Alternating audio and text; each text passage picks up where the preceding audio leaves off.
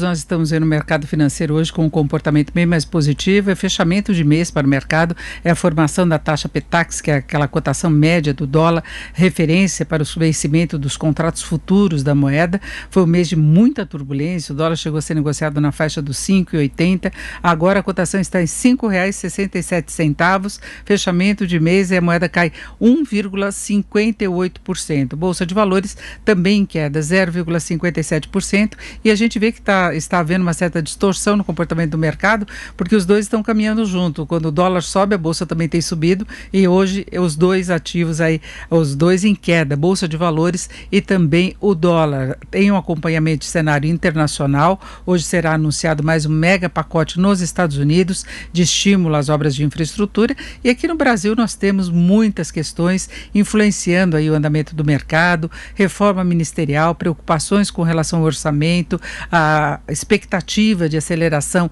da vacinação, de aquisição de novas vacinas, do funcionamento do comitê, que hoje teve efetivamente a primeira reunião, o comitê que trata das medidas aí para combate à pandemia. E nós vamos conversar sobre todas essas questões relacionadas à economia e mercado com o Caio Megali, que é economista-chefe da XP Investimentos. Caio, boa tarde.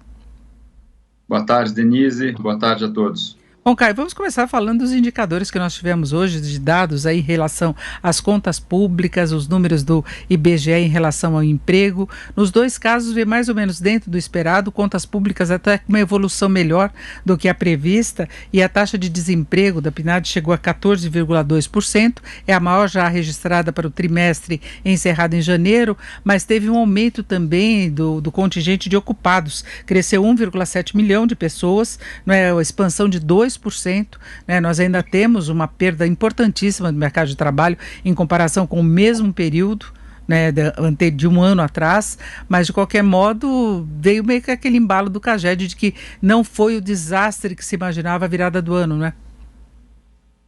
É isso, os dados fiscais, eles estão de fato melhores do que o esperado. Aí eu acho que tem uma combinação de uma gestão boa dos gastos fiscais, tanto ali pela Secretaria de Orçamento quanto pela Secretaria do Tesouro, né, uma boa programação orçamentária,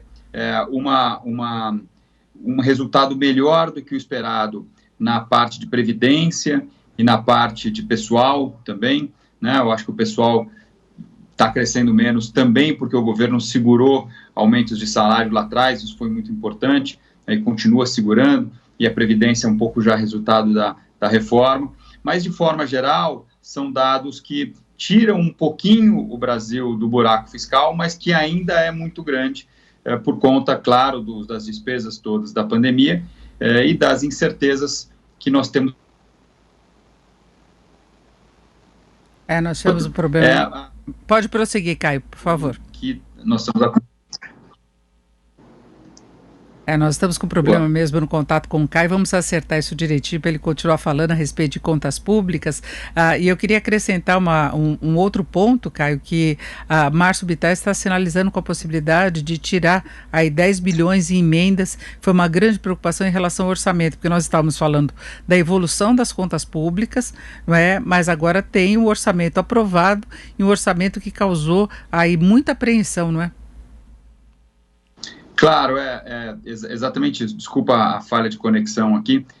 E eu estava comentando exatamente a questão do fiscal, né? Os dados vieram um pouco melhores do que o esperado nos últimos meses, mas a grande questão é para frente, né? Como é que o governo vai fazer a gestão desse orçamento, um orçamento que tem um problema grande, tem um buraco de quase 40 bilhões de reais, entre 30 e 40 bilhões de reais nas despesas obrigatórias, ou seja, ele não é possível de ser executado, porque as despesas obrigatórias, elas são obrigatórias, né? Então, são previdência, salários, etc. Então, é preciso que o orçamento contemple toda a despesa desses itens e com o que sobrar, as demais atividades.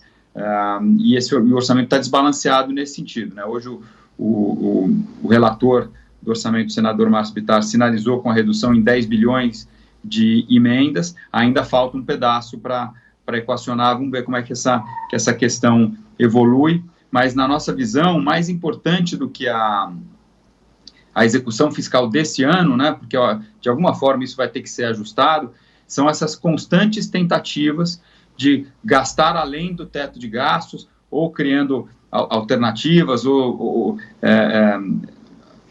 alternativas criativas por fora do teto, ou deprimindo despesas obrigatórias, né? São tentativas de burlar a restrição do teto de gastos, ao invés do que seria o mais adequado e o mais sensato nesse momento, que é discutir a qualidade do gasto e ver o que realmente é importante está na peça orçamentária nesse momento e o que não é importante. A última informação do governo é que haverá o veto de partes aí das despesas previstas, a parte do orçamento, tentando adequar o máximo possível. Você falava desse buraco que existe no orçamento, e vários ministérios teriam de passar por uma redução. Agora já ocorreram reduções importantes, dada essa necessidade de se ajustar ao teto de gastos, né?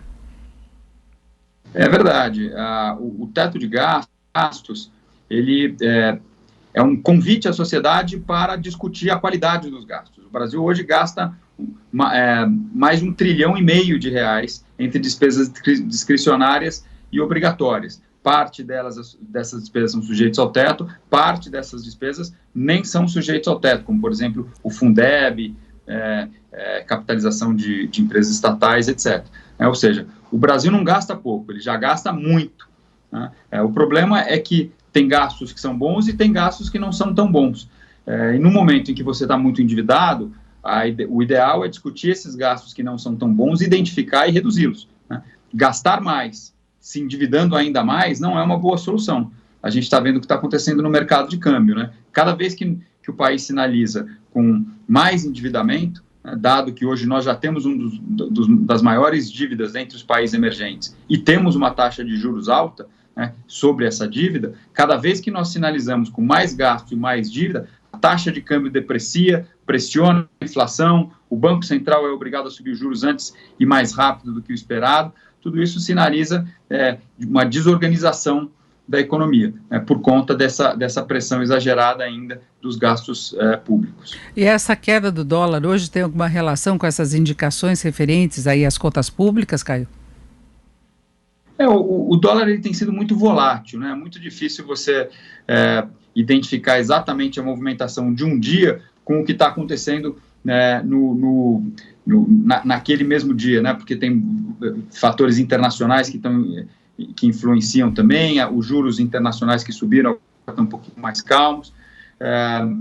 Quando houve esse impasse orçamentário, o câmbio depreciou muito rapidamente, então essa sinalização de algum equacionamento com a redução das emendas alivia um pouquinho esse problema, o câmbio pode estar reagindo um pouco a isso, mas o fato é que o câmbio a 5,60, 5,70, 5,80, que seja, ele é um patamar depreciado demais quando nós comparamos com os outros países emergentes. Se o Brasil tivesse seguido durante a pandemia a performance do peso chileno, do peso mexicano, do peso colombiano, que se beneficiaram da forte retomada do crescimento global, era para o real estar hoje em 4,50, 4,40, talvez até abaixo disso, né? Lembrando que antes da pandemia, a nossa taxa de câmbio era de R$4 por dólar.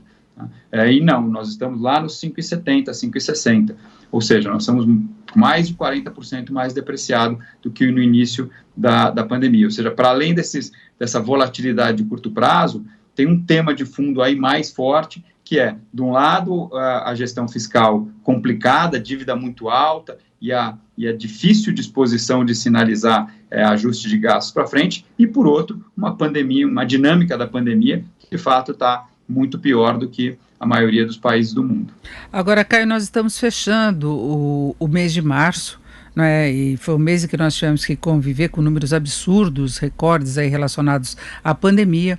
Nós tivemos, nesta última semana, reforma ministerial, nós tivemos essas dúvidas em relação ao orçamento, muita turbulência de mercado financeiro, o dólar chegou a passar, em determinados momentos, os 5,80, né? Então é muita pressão, saída de capital externo, até por causa de todas as incertezas relacionadas ao andamento da economia, embates entre o Congresso e o governo. Qual o balanço geral que você faz? Se espera, inclusive, em termos de projeções, a gente não tem os dados fechados, demora um pouco, mas que março possa ter tido até uma retração de atividade. Essa ainda é a tua expectativa? Qual o balanço final que você faz de março? Olha, sem dúvida, no março e esse semestre como um todo, tem sido um semestre muito difícil para a economia brasileira, né? Nós já começamos com redução de renda, inflação alta, que também consome renda do consumidor, né? Confiança de consumidores e empresários começando a cair, né? Isso ali na virada do ano, né? A partir de fevereiro, os números da pandemia ganharam uma dinâmica muito ruim, né? Muito preocupante. Já estava ruim, a gente já estava numa segunda onda, né? A partir ali do final do ano passado. E de meados de fevereiro para frente, a dinâmica piorou muito, que levou a essas medidas todas de restrição, né, de lockdown e tudo. Isso, obviamente, vai ter um impacto sobre a atividade. A nossa expectativa é que as vendas no varejo tenham caído perto de 10% agora em março, o que já leva o PIB do primeiro trimestre muito próximo do negativo. Vai ficar ali perto do 0 a 0, talvez um pouquinho negativo, mas sinaliza para o segundo trimestre uma queda ainda maior. Então, as empresas no setor real estão sentindo alta de custo por um lado, porque o câmbio está muito depreciado, e demanda fraca do outro. Então, é uma compressão, né? Sem demanda numa ponta e com alta de custos na outra. As perspectivas fiscais muito confusas, né? Um orçamento que se mostrou irrealista. Nós já estamos entrando em abril e nós não temos um orçamento, quer dizer, foi aprovado um orçamento, mas é um orçamento que não dá para ser executado, então vai ter que começar tudo de novo. Ou seja, essa confusão toda, tanto do lado da gestão da pandemia, quanto do lado da gestão econômica, acaba pesando sobre a capacidade de crescimento e acaba pesando sobre a confiança. A taxa de câmbio hoje no Brasil, como eu estava falando, ela é muito mais depreciada do que nos outros países emergentes, em grande parte por conta dessa realidade mais difícil que nós estamos vivendo nesse semestre. Perfeito, ouvimos o Caio Megali, que é economista-chefe da XP Investimentos. Caio, muito obrigado, uma boa tarde. Obrigado, Denise, um prazer falar com vocês. Eu comentei muito sobre esse semestre, né? No semestre que vem a expectativa é de que a vacina avance, mas por enquanto a situação ainda é de muita incerteza. Boa tarde a todos. Boa tarde.